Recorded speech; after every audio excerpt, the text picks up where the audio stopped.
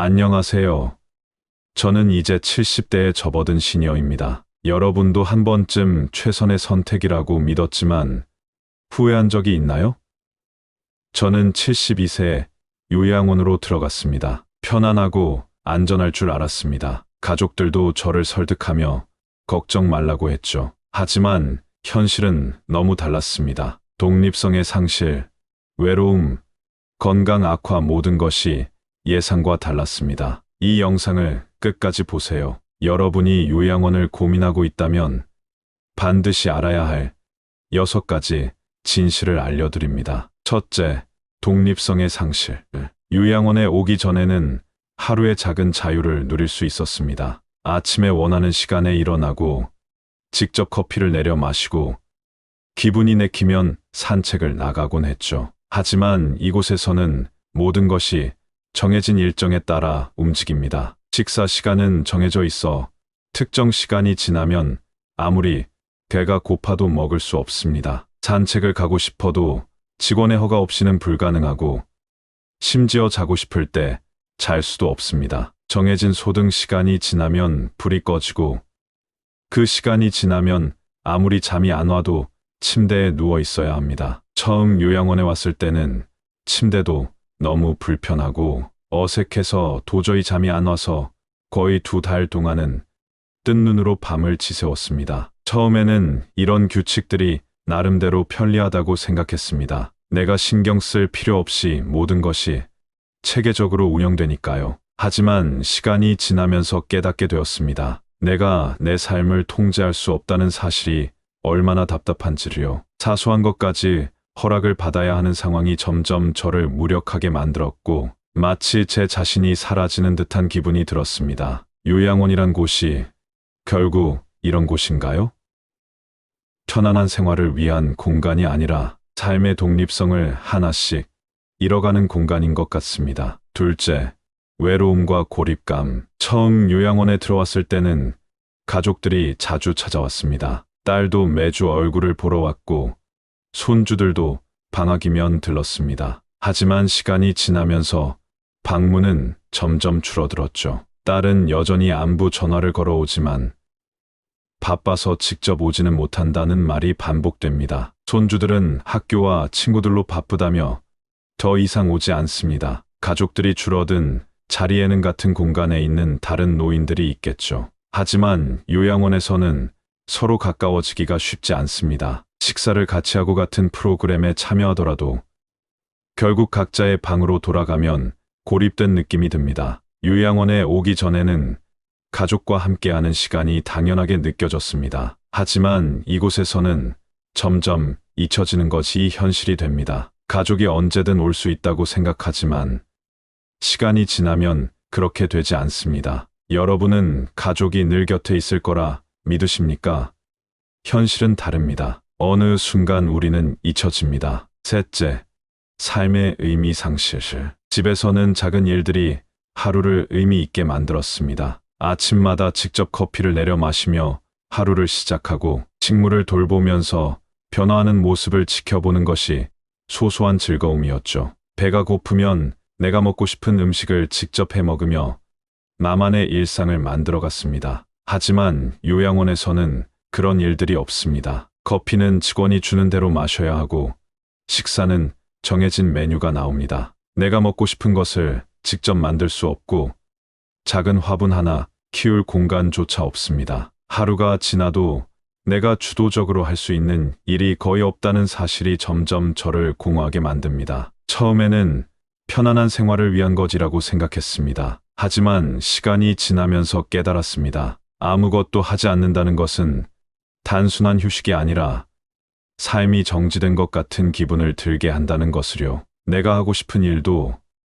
해야 할 일도 없는 하루. 이렇게 살아가는 것이 과연 사는 것일까요? 삶의 의미를 찾지 못하는 하루가 반복될수록 존재 자체가 희미해지는 기분이 듭니다. 넷째, 의존성이 점점 커져갑니다. 요양원 생활이 처음에는 편리할 것 같았습니다. 정해진 시간에 식사가 제공되고 방 청소도 직원들이 해주며 필요한 도움을 언제든 받을 수 있기 때문이죠. 하지만 시간이 지나면서 저는 점점 스스로 할 수 있는 일이 줄어들고 있다는 것을 깨닫게 되었습니다. 처음 요양원에 왔을 때는 혼자서도 잘 걸었습니다. 가벼운 산책도 가능했고 방에서 화장실까지 가는 것도 문제 없었죠. 하지만 어느 순간부터 직원의 부축을 받기 시작했고 이제는 휠체어를 타는 시간이 점점 늘어나고 있습니다. 조금 더 편하게 지내세요라는 배려였지만 그 과정에서 제 몸은 점점 더 의존적으로 변했습니다. 화장실도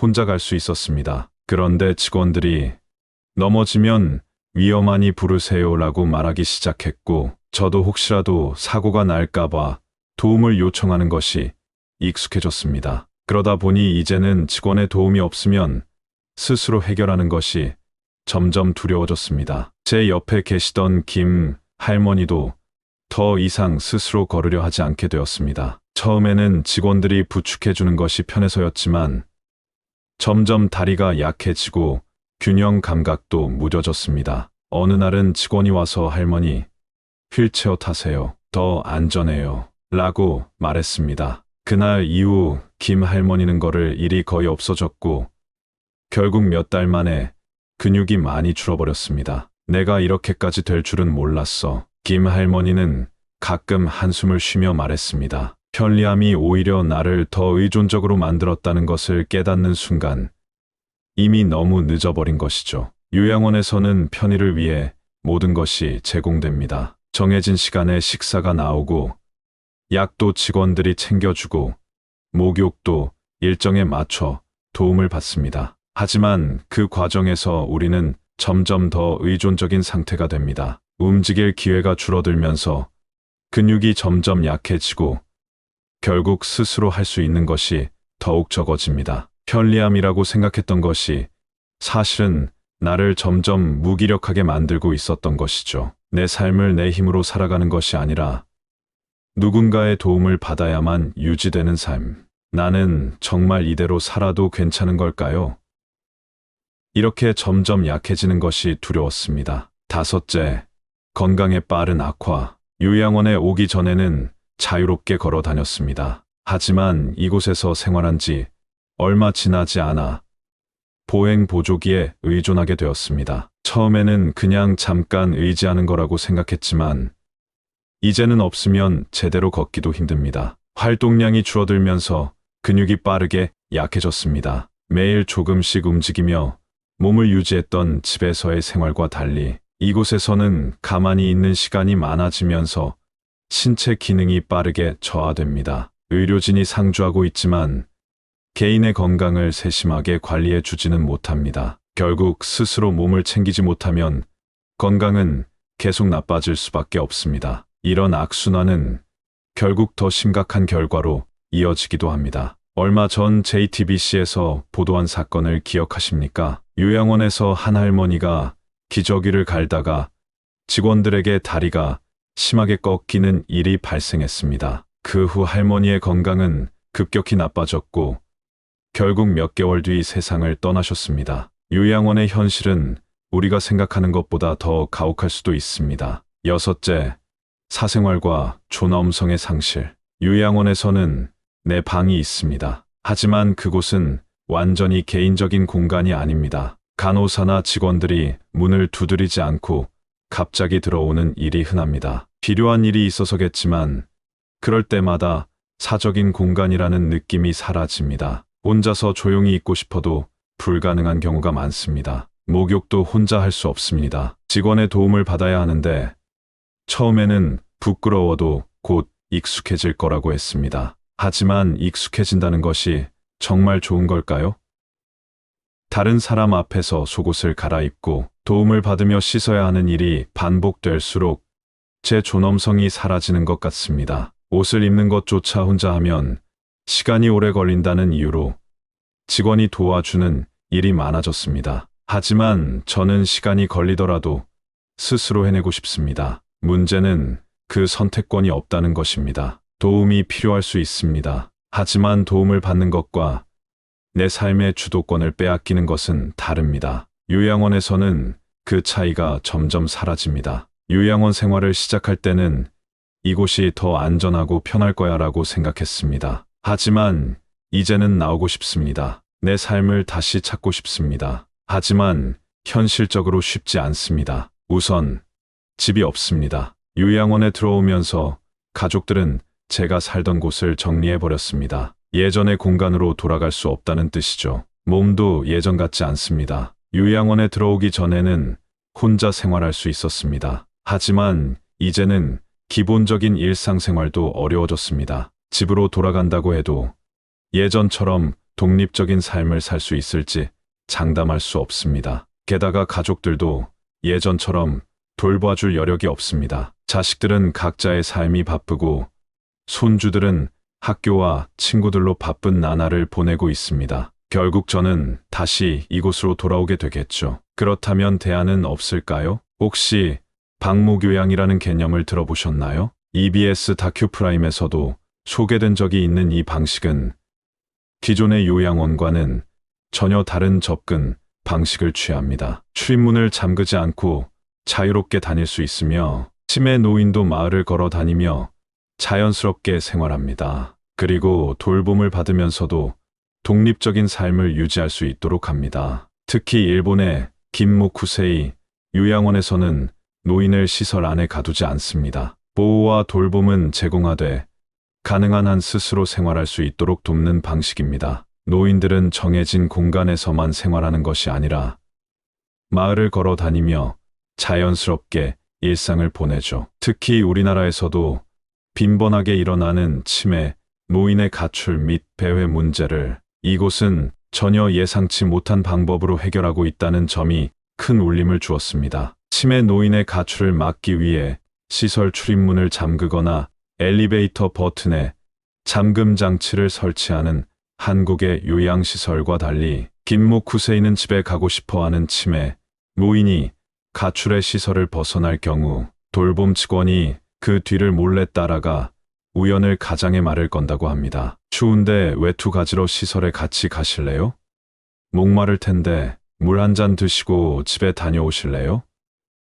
이처럼 번거롭더라도 노인을 존중하는 형태의 돌봄을 반복하다 보면 치매 노인은 안정감을 가지게 되고 노인 역시 시설이라는 공간을 차차 받아들이게 된다는 것이 긴모쿠세이 방목요양의 철학입니다. 결국 시설 출입구를 잠그거나 치매 노인을 침대에 묶어놓지 않더라도 자연스럽게 시설에 적응하게 되고 더 나아가 정서적인 안정을 되찾는 과정을 통해 치매를 앓는 문제적 노인이라는 낙인에서 벗어나 존중받는 인간으로의 삶이 가능해지는 것이라고 생각합니다. 우리나라 요양원의 현실과는 상당히 다릅니다. 안전을 위해 문을 잠그고 모든 생활을 통제하는 것이 아니라 자유를 주면서도 필요한 지원을 받는 방식. 이런 대안이 한국에도 필요하지 않을까요? 여러분은 어떻게 생각하시나요? 요양원이 나쁘다는 이야기가 아닙니다. 다만